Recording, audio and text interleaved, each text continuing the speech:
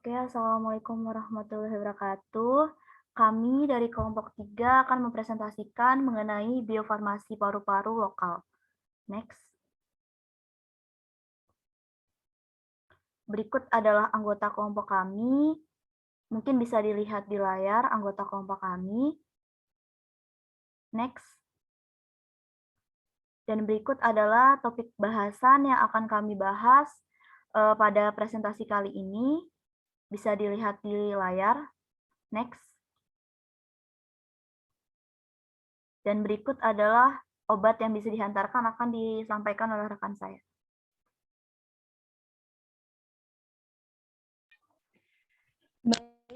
Untuk obat yang dapat diantarkan dengan sifat pemberian secara lokal, yaitu berupa sediaan aerosol.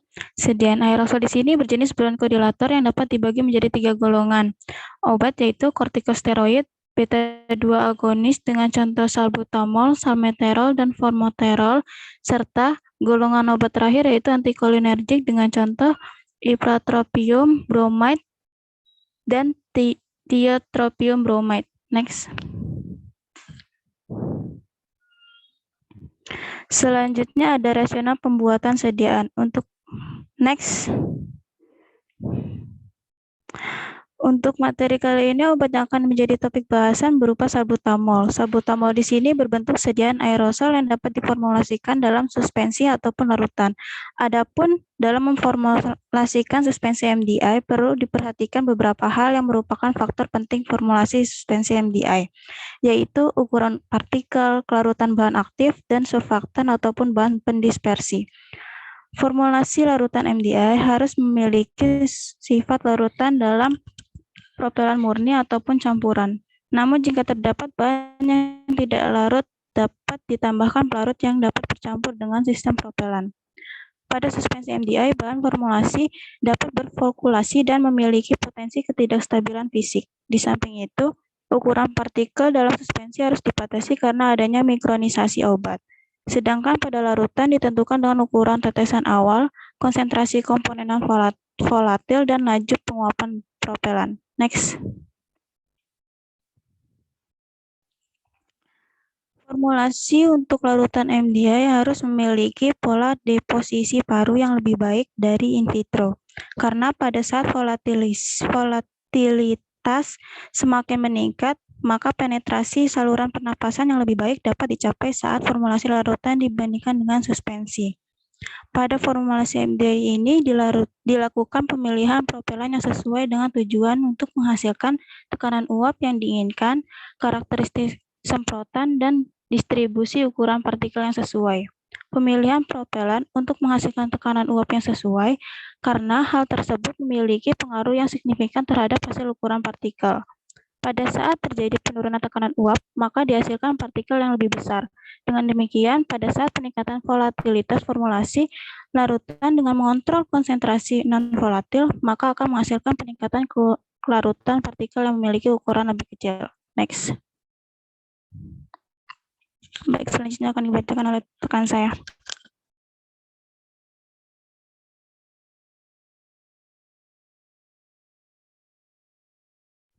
Nah, baik, yang selanjutnya yaitu faktor yang berpengaruh pada pembuatan obat. Untuk yang pertama yaitu faktor zat aktif. Untuk obat yang digunakan adalah salbutamol dengan berat molekul 576,70 gram per mol dan dengan pemberian serbuk putih atau hampir putih. Dan untuk larutannya itu sendiri, dia mudah larut dalam air, sukar larut dalam etanol, kloroform, dan eter. Untuk stabilitasnya baik dalam rentang suhu 55 derajat plus minus 85 derajat Celcius dan harus terlindung dari cahaya. Untuk pH-nya sekitar 3,4 sampai 5. Untuk yang kedua yaitu fisiologi paru-paru. Untuk sistem respirasi itu merupakan rangkaian perubahan regulasi O2, CO2, dan pH di dalam darah atau disebut dengan pertukaran gas O2 dan CO2. Proses respirasi terdiri dari 3 tahap, yaitu ventilasi, difusi, dan perfusi. Untuk fisiologi dari saluran pernafasan atau fisiologi organ paru-paru ini, dia membuat terapi menjadi sulit karena dia membatasi masuknya partikel. Untuk partikel dengan ukuran 1-5 mikrometer, dia akan mengendap di saluran udara bagian bawah. Untuk selanjutnya yaitu faktor formulasi. Untuk bentuk sediaan dari obat ini yaitu sediaan aerosol yang tersedia 100 mikrogram per puff, dan untuk zat eksipien yang digunakan yaitu asam oleat sebagai surfaktan. Untuk asam oleat ini dia kejernihan, pola semprotan, dan laju penguapannya baik. Selanjutnya etil alkohol, dia memberikan larutan jernih, tekanan uap optimum, dan laju penguapan yang baik. Dan untuk propelan yang digunakan adalah propelan P11 dan P12. Dia memberikan tekanan uap optimum. Untuk selanjutnya yaitu teknologi pembuatan. Untuk metode yang digunakan yaitu pressure fill, di mana pressure filling ini dia proses pengisian tekanan bukan suhu rendah untuk mengembunkan propelan. Dan untuk pada salbutamol aerosol ini dia pressure fill-nya itu menggunakan yang two stage. Jadi untuk yang two stage itu untuk jenis formulasi suspensi. Untuk two stage ini dia metodenya yaitu dilakukan dengan konsentrat ditempatkan dalam tabung aerosol terbuka, lalu katupnya itu ditempatkan di atas tabung dan dikerutkan ke posisinya untuk membentuk segel. Kemudian propelannya itu didorong ke bawah, didorong di bawah tekanan melalui katupnya dan diakan dalam tabung. Nah, dengan metode ini juga pencampuran konsentrat dan propelannya ini dia terjadinya di tabung. Selanjutnya, untuk cara penyimpanan itu disimpan dalam wadah tertutup baik dan tidak tembus oleh cahaya. Selanjutnya akan dilanjutkan oleh rekan saya. Selanjutnya adalah nilai spesifikasi dari faktor yang mempengaruhi pembuatan obat. Next. Yang pertama, ada ukuran partikel, di mana ukuran partikel pada sediaan aerosol tidak boleh lebih dari 10 mikrometer, karena akan bertuburkan pada saluran pernapasan bagian atas. Maka dari itu, ukuran partikel aerosol harus kurang daripada 10 mikrometer. Jika ukuran partikel antara 3-5 mikrometer, maka akan sepenuhnya terdeposisi di daerah trakeobronkial. Dan jika ukuran partikel kurang dari 3 mikrometer, maka kemungkinan akan terdeposisi lebih dalam di daerah alveolar. Ukuran partikel dengan ukuran 2-5 mikrometer akan menghasilkan manfaat yang optimal. Next. Yang kedua ada uji formulasi, yaitu hasil yang diperoleh menunjukkan bahwa untuk kandungan rata-rata dari penggerak yang ditentukan untuk ketiga formulasi, yaitu berkisaran antara 100-102% dengan standar deviasi 2-2,3%. Sehingga formulasi mengkonfirmasi bahwa keseragaman kandungan obat hingga dosis terakhir dikeluarkan dari wadah. Menurut Farmakope, formulasi tidak kurang dari 80% dan tidak lebih dari 120% dari klaim berlabel. Yang ketiga ada surfaktan, yaitu penambahan surfaktan dilakukan untuk menstabilkan sistem larutan pada formulasi. Hasil yang diperoleh menunjukkan bahwa formulasi S1, yaitu asam oleat, sebanyak 2 mg per kaleng memberikan hasil terbaik dengan kejernihan, tingkat penguapan, dan pola penguapan yang sangat baik. Penentuan surfaktan yang tidak sesuai akan menghasilkan kejelasan penguapan dan tekanan uap serta penyemprotan dan pola penyemprotan yang tidak optimal, seperti yang digambarkan pada di layar. Next. Selanjutnya ada konsolven untuk dilakukan pencampuran propelan. Dilakukan konsolven karena penambahannya dilakukan karena salbutamol memiliki kelarutan yang buruk dalam sistem propelan, sehingga dilakukan pencampuran propelan untuk memperoleh karakteristik tekanan, pelepasan, dan semprotan yang ideal. Hasil yang diperoleh menunjukkan bahwa formulasi D3 dengan 2 mili etil alkohol menghasilkan kejelasan yang jernih, tekanan uap yang baik, dan penguapan yang bagus, serta memiliki konsentrasi yang optimum. Apabila konsentrasi yang digunakan terlalu kecil dan terlalu besar, maka berpengaruh terhadap kejelasan dan tekanan uap, di mana pada layar terlihat jika terlalu kecil, kejelasan yang diperoleh akan menjadi keruh, dan jika terlalu besar, maka penguapan yang dihasilkan akan menjadi buruk. Next. Selanjutnya tekanan uap, yaitu tekanan uap dilakukan untuk membantu integritas kemasan produk agar tidak terjadi kebocoran. Hasil yang diperoleh menunjukkan bahwa formulasi A1 memiliki tekanan uap yang proporsi, yaitu sebesar 70-75 pound force per square inch, dan waktu penguapan kurang dari 30 detik. Maka, tingkat penguapan dinilai sangat baik. Jika tekanan uap menurun, maka ukuran partikel yang dihasilkan akan semakin besar, dan semakin banyak waktu yang digunakan, yaitu lebih dari 1 menit, maka tingkat penguapan menjadi buruk. Next. Yang terakhir ada sifat aliran, di mana pada sifat aliran ini kemampuan alirannya harus memiliki nilai angle of repose 25-30. Cars indeksnya kurang dari 10 dan Hausner ratio 1-1,11 agar memiliki aliran yang baik.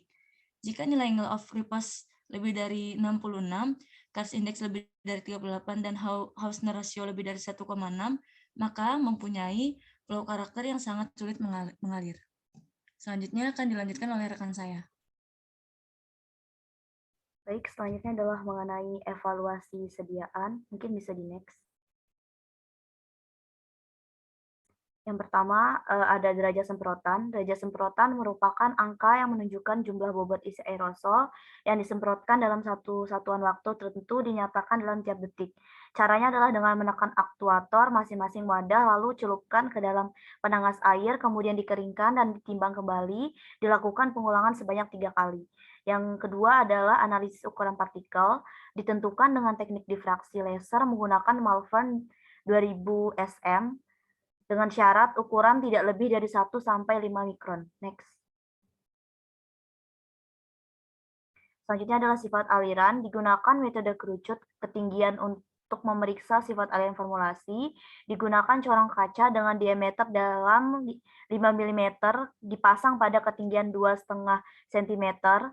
Untuk rumusnya sendiri ada tan theta tinggi dibagi dengan radius. Selanjutnya adalah analisis efisiensi jebakan, dihitung dengan memperkirakan jumlah obat yang tidak terperangkap dengan sentrifugasi pada 25.000 rpm selama 30 menit. Supernatan yang diperoleh diuji secara spektrofotometri pada panjang gelombang 246 nanometer. Berikut adalah rumusnya. Next. Selanjutnya dilakukan uji kebocoran dengan cara menggunakan 12 wadah yang ditimbang satu persatu, kemudian didiamkan dalam posisi tegak selama 3 hari, lalu ditimbang kembali dan dihitung derajat kebocorannya. Dan berikut adalah rumusnya. Selanjutnya adalah uji tekanan dengan melepaskan tutup dan mencelupkan dalam penangas air, lalu dikeluarkan dari penangas, kemudian dilepaskan aktuator, dikeringkan, dan diukur tekanan. Next. Berikut, bioavailabilitas obat akan meningkat pada terapi inhalasi dikarenakan obat tidak melalui metabolisme lintas pertama atau first phase metabolism. Selanjutnya akan dilanjutkan oleh rekan saya. Baik, yang selanjutnya itu formula dan cara pembuatannya. Untuk formula dengan zat aktif salbutamol itu dengan jumlah 50 mg. Kemudian untuk asam oleat sebagai zat penstabil dengan jumlah 10 mg. Kemudian etil alkohol dengan fungsi kosolven dengan jumlah 2 mg. Kemudian untuk propelan ini menggunakan campuran propelan P11 dan P12 dengan perbandingan 30 berbanding 70. Next. Untuk cara pembuatannya, itu disiapkan alat dan bahan, serta ditimbang bahan yang akan digunakan. Kemudian salbutamol sebanyak 50 mg dilarutkan dengan menggunakan asam oleat 10 mg dan etil alkohol 2 mg. Selanjutnya dicampurkan dengan campuran propelan P11 dan P12 dengan perbandingan 30 berbanding 70. Selanjutnya untuk tabung sendiri itu segera dikerutkan menggunakan mesin crimping, kemudian disonikasi dalam detonikator yang berisi air dingin pada suhu 10 derajat selama 15 menit. Selanjutnya untuk unit pengisian aerosol ini dipasang pada silinder penyimpanan propelan bersama dengan buret bertekanan yang mampu mengukur volume kecil gas cair. Kemudian pengisian propelan ini dilakukan dengan bantuan unit pengisi yang dioperasikan pada tekanan nitrogen 15 lbs per kilogram cm kubik dan diperiksa tabung untuk siap kebocorannya.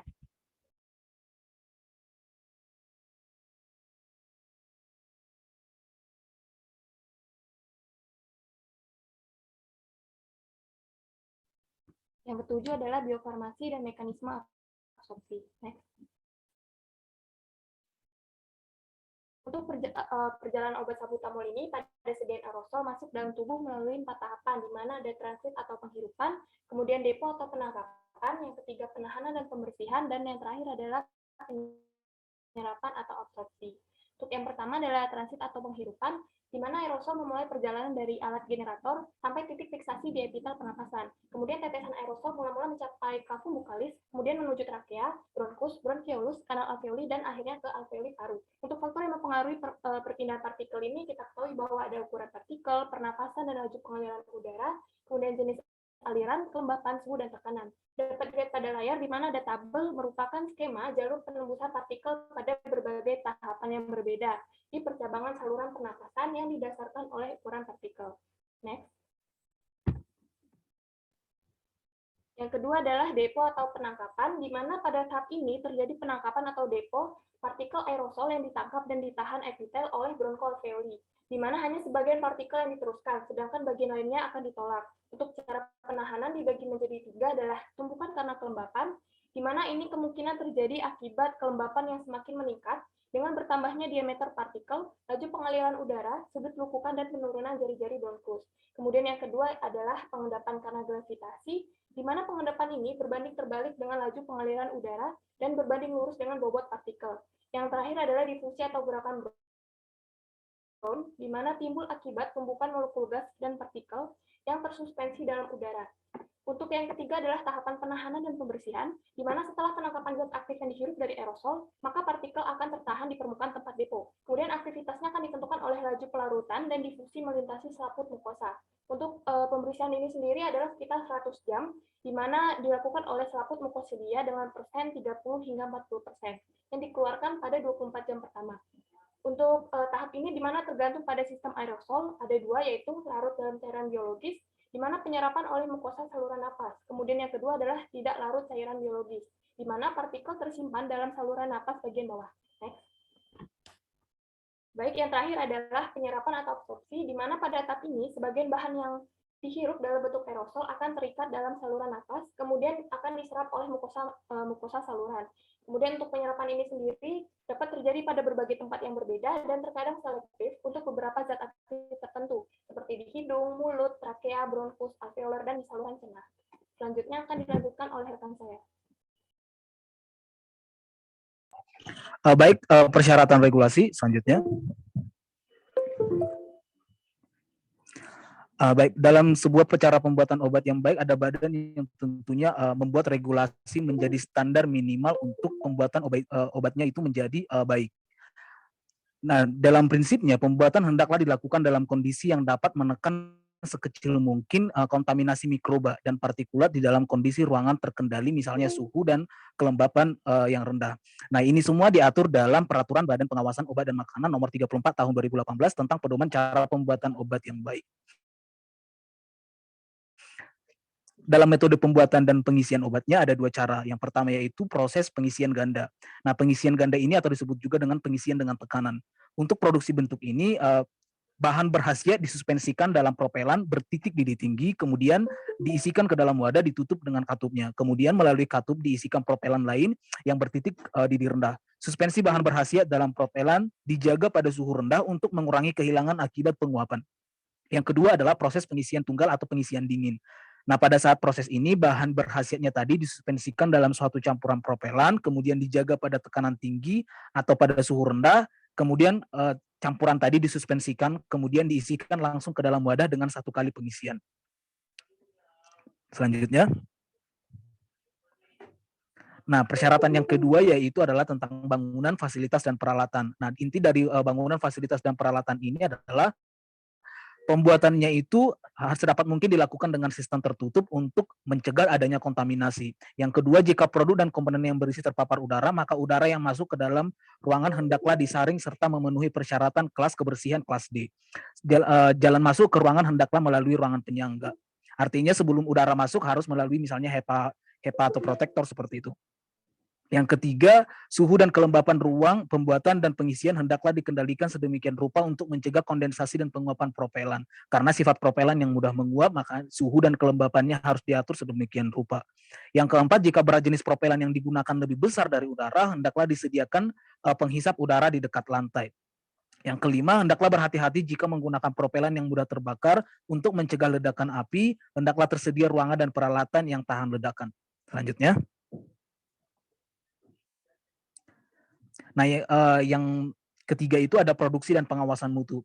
Nah, yang pertama itu wadah dan katup hendaklah dibersihkan seperti tadi untuk mencegah kontaminasi mikroba. Yang kedua, wadah dan katup yang telah dibersihkan hendaklah selalu disimpan dalam wadah yang bersih dan tertutup dan selalu dicegah terhadap kontaminasi selama penanganan selanjutnya. Yang ketiga, seluruh propelan baik itu cair maupun gas hendaklah disaring untuk menghilangkan partikel yang lebih besar dari 0,2 mikron untuk mencegah adanya seperti mikroorganisme, bakteri, ataupun virus. Yang keempat, hendaklah dijaga agar suspensi selalu homogen sejak dari awal hingga selesai proses pengisian. Yang kelima, untuk mencegah kebebasan masuk ke dalam produk, ujung saluran pengisian hendaklah selalu dibilas atau di-purge dengan gas nitrogen kering atau udara kering atau tindakan lain. Yang keenam, tangki dan alat hendaklah dibersihkan sesuai proses pembersihan yang telah divalidasi untuk memastikan bebas dari kontaminasi. Hanya tangki serta alat yang bersih dari kering saja yang boleh digunakan. Jadi inti dari produksi dan pengawasan mutu ini adalah untuk mencegah kontaminasi seperti mikroba lain yang dapat menyebabkan penyakit atau mikroba patogen. Selanjutnya. Nah, lanjutannya lagi, jika dilakukan proses pengisian ganda, perlu dipastikan bahwa kedua pengisian menghasilkan berat yang benar untuk memperoleh komposisi yang benar. Nah, tujuannya ini adalah harus 100% pada tiap tahap, itu yang sangat dianjurkan. Yang kedua, tiap wadah terisi hendaklah diperiksa terhadap kebocoran. Yang ketiga, uji kebocoran hendaklah dilakukan sedemikian rupa untuk mencegah cemaran mikroba atau sisa kelembapan. Yang keempat, uji fungsi katup hendaklah dilakukan terhadap tiap wadah terisi setelah disimpan dalam waktu tertentu. Selanjutnya. Nah, berikut adalah daftar pustaka yang kami gunakan dalam menyusun PPT ini. Diserahkan kepada moderator. Baik, sekian presentasi kami dari kelompok 3. Jika ada kesalahan ataupun kekurangan, mohon dimaafkan. Saya tutup. Wassalamualaikum warahmatullahi wabarakatuh. Selamat malam semuanya.